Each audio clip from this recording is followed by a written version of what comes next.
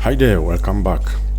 When working on an Excel sheet, you may find yourself setting up different display settings at other times, such as zoom level or window position and size.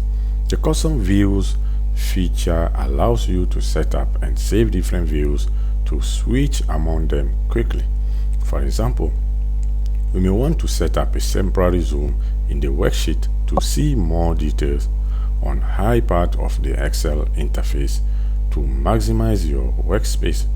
In addition to hiding the ribbon, you can set up a different view for each worksheet and save each view. You already opened the custom views workbook. As you can see, there is a data list with 3 columns: name, phone, and address. You want to filter that list so it will display only the persons whose names start with the letter A. Click any cell within the list, go to the Home tab, click Sort and Filter, then Filter.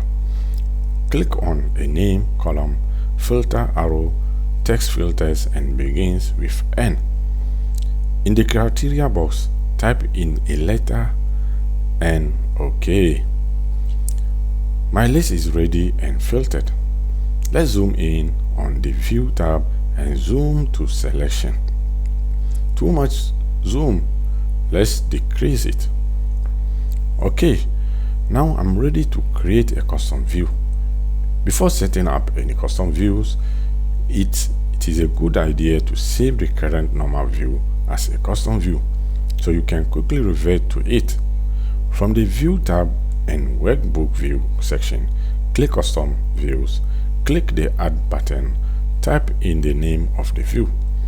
I have filter setting in the sheet, so leave both of the boxes checked and OK.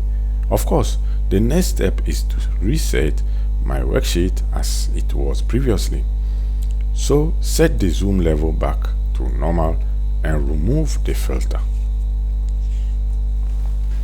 Now let's try our custom view. Go back to the View tab and click Customer Views. Select this and click the Show. The view we made is ready. Of course, you can create as many custom views as you want. So the custom view is a great feature, especially for presentations.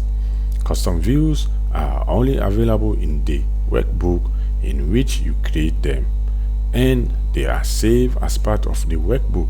They are also worksheet specific, meaning that a custom view only applies to the active worksheet when you created the custom view. When you choose a custom view for the show of the workbook that is not currently active, Excel activates the worksheet and applies the view. So you must create custom views for each worksheet in each book separately and make sure that you save your workbook with your custom view. That's all. See you in the next lesson.